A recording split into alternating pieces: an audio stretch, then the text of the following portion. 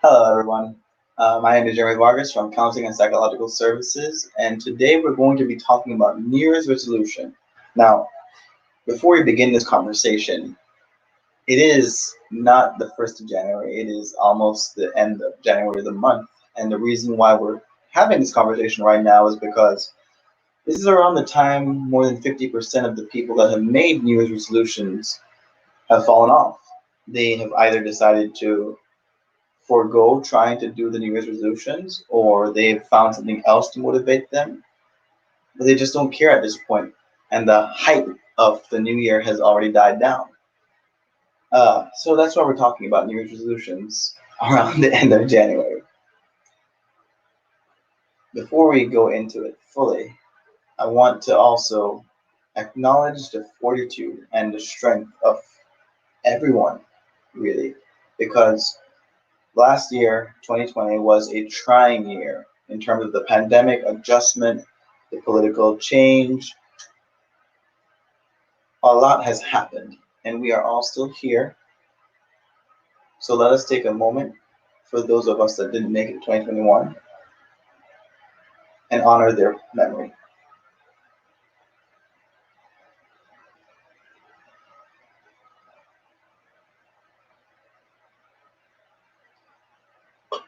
Now, for those of you that are still here, let's see about how we can help you get back into those New Year's resolutions and help you become the better version of you, right?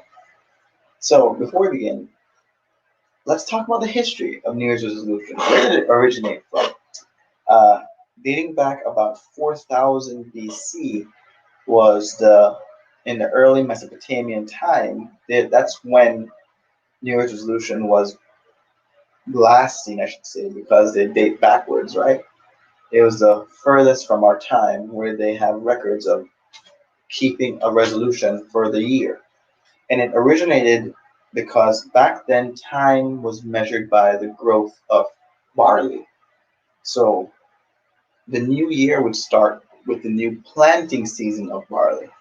And what the Babylonians would do would be they would prepare to plant, and then they would make resolutions to their gods and make sacrifices. And the idea being that they would gain favor from them. So it's kind of similar to what the Mayans did to gain favor with their gods. But instead of sacrificing animals, they would do animals and a will to change their own behavior, right? And barley is usually harvested and planted around March time, right? And depending on the season or the region you're in. So this is kind of inconsistent with January the 1st. Why has January the 1st become the New Year's Day? Well, we can thank Julius Caesar for that one because around 46 BC, that's when Julius Caesar introduced the Julian calendar, right?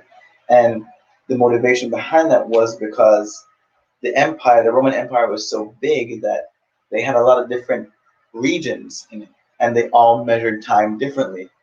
Uh, think about some people using a sundial, others using the measurement of growth of wheat, some going based on what their neighbors tell them, and it was inconsistent. And this wasn't good for, let's say, tax collecting. So Julius Caesar introduced the Julian calendar, and he dispersed it among his empire for them to have a consistent. Today is the 1st of January, tomorrow is the 2nd, and henceforth. And they can continue keeping track. The word January actually originates from the Greek or the Roman god, sorry, Janus, which is a two-faced god.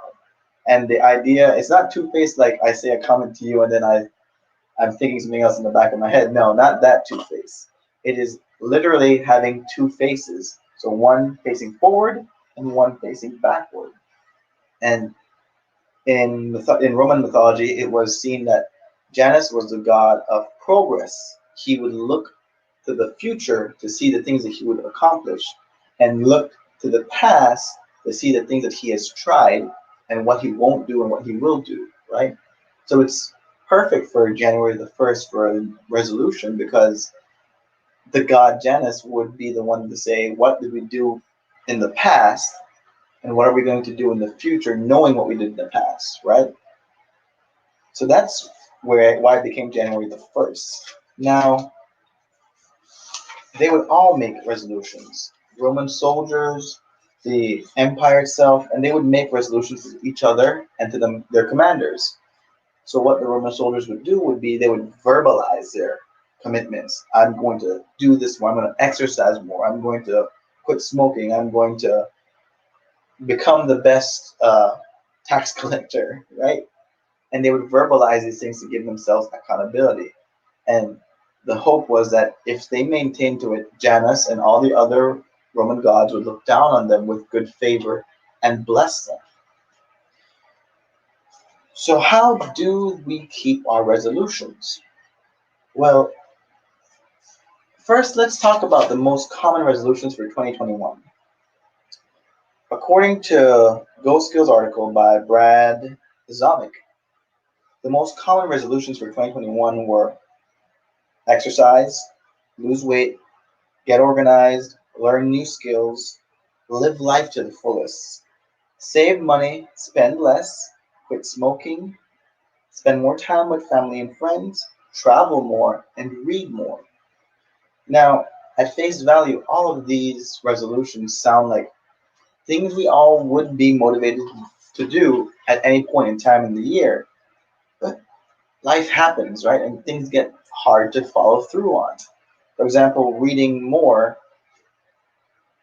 Maybe you read one book last year, and this year you've started reading another book. Chances are you're going to read more than you did before because you've already started on a good leg, right? You've already started to make actionable change in that direction.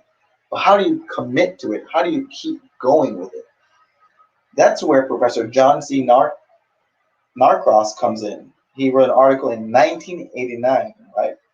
Bringing in the new year, the change process and reported outcomes of resolutions. And in that article, he described his research. What he did was at 7 different time intervals, he contacted people about their resolutions. Now, of course, with every experimental procedure, there's a control group and an experimental group. The control group was only contacted 1 week after they formed a resolution. The experimental group was contacted the 7 times prior. And it wasn't 7 weeks after, it was at different time intervals. So it was 1 week after, 2 weeks after, 3 weeks after, 1 month after, 3 months after, 6 months after, and finally 2 years after. So after they made that original New Year's resolution, they established contact with them 7 times at different lengths to see. And they simply asked, how is it going? How are you doing with your New Year's resolution? And that's it.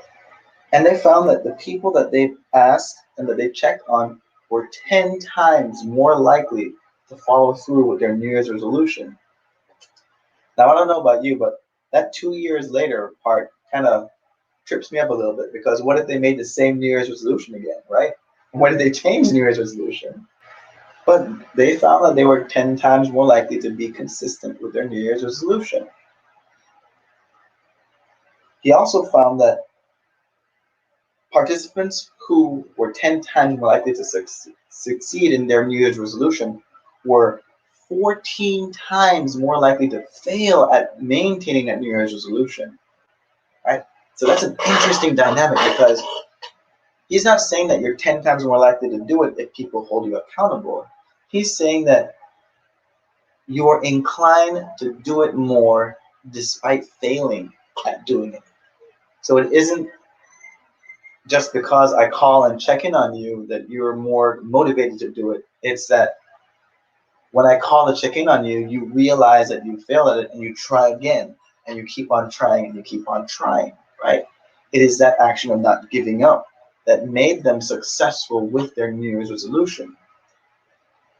Let's add an example to that for just a second. Like exercise, right? It's one of the most sought after New Year's resolutions. If you start in January and there's no one there to tell you or keep you motivated, by the end of January, you're around this time really, you've decided, okay, I can skip the gym today. I've done great this week, and then next month I can skip the gym this week. I'm gonna pick it up next week, and then by the end of the year, you find that you haven't worked out since March. right? January, February, March. What if you had someone behind you, though, motivating you, going to the gym with you, or exercising at home with you, right? That's what they're saying is the helpful part of it.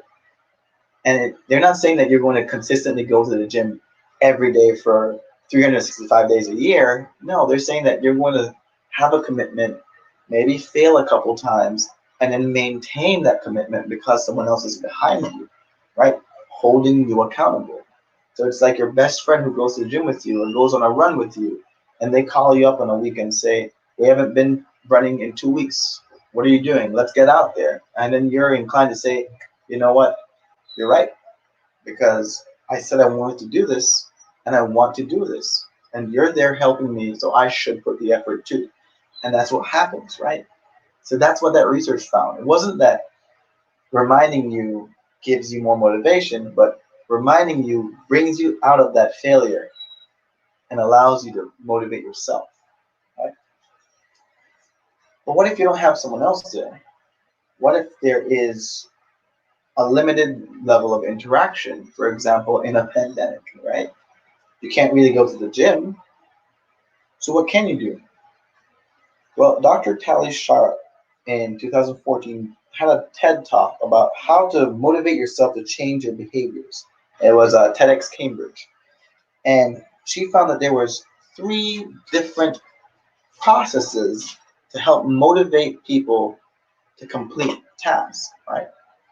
These three processes were social incentives, immediate rewards, and progress monitoring. So let's break them down piece by piece.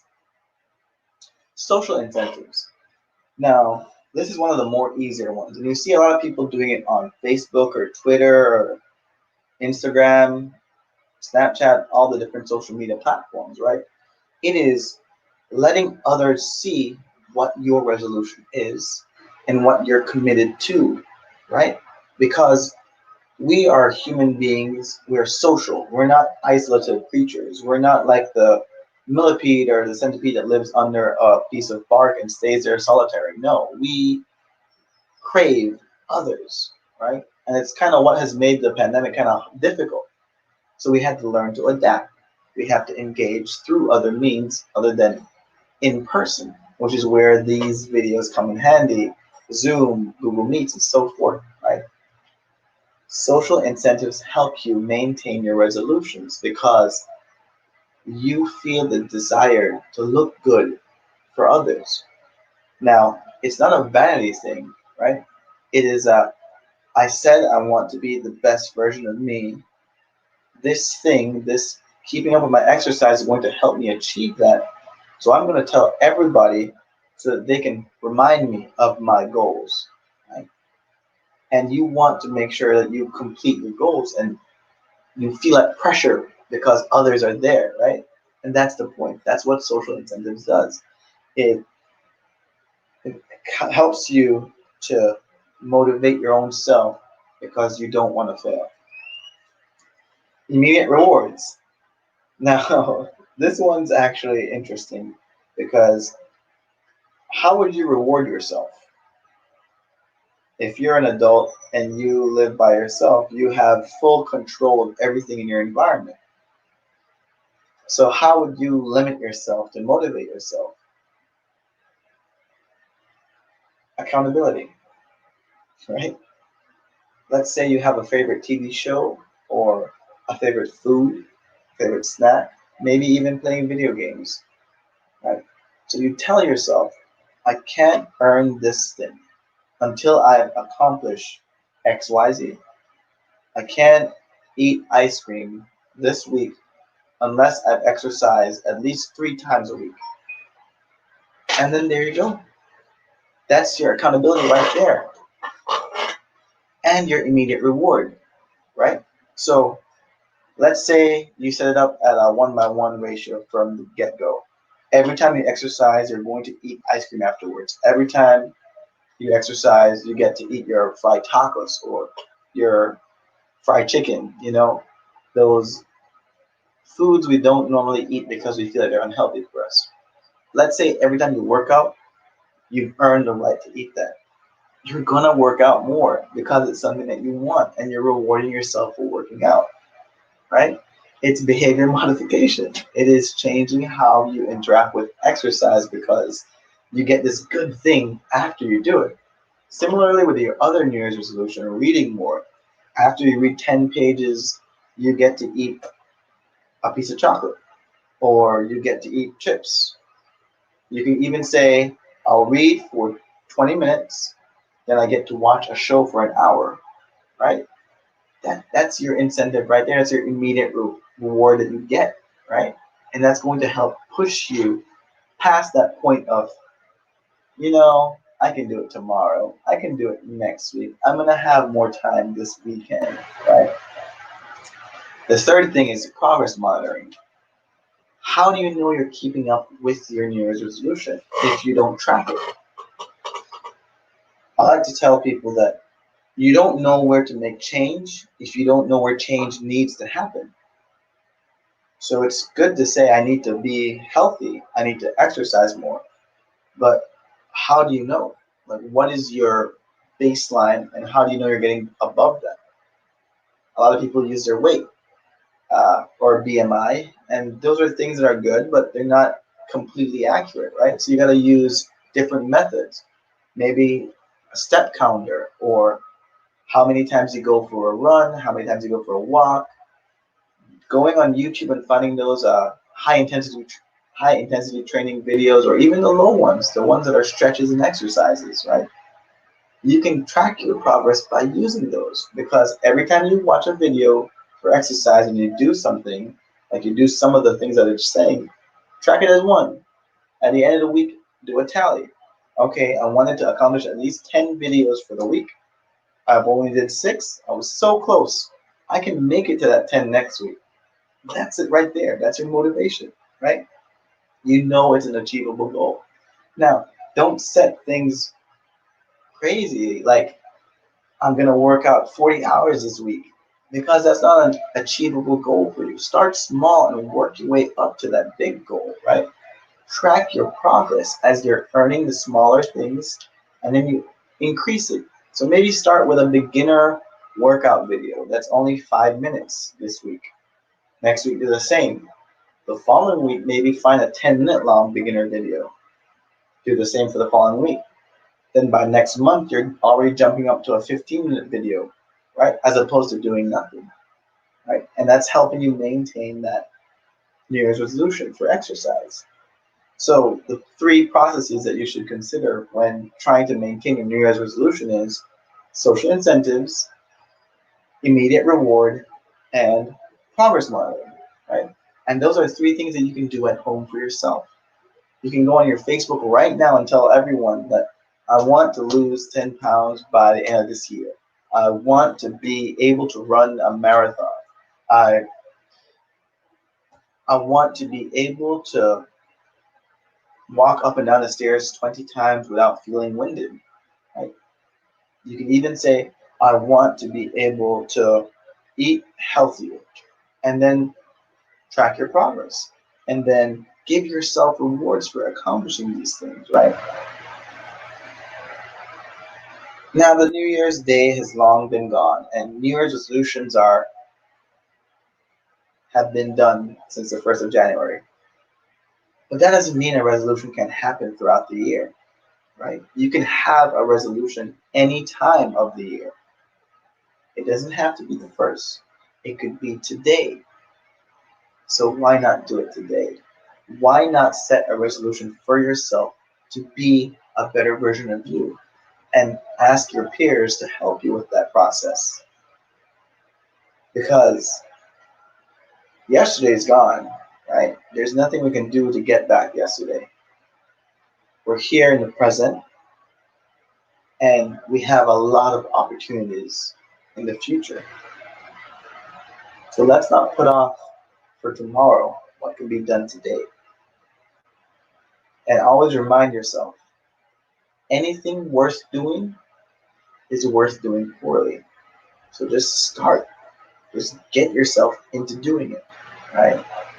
And that will be your momentum builder. It's going to help you with providing you with those social incentives. It's going to help you with when you immediately reward yourself. And it's going to help you when you start tracking how you're doing with that process. So, with all that said and done, thank you for listening. And I hope that you're able to keep up with your New Year's resolutions. So, as a start to this system, what I'd like for you to do is put in the comments your New Year's resolutions. What are things you're going to achieve? What are things you're going to work towards? And let's help each other out achieve the things we want that will make us the better versions of ourselves. Have a great day, guys.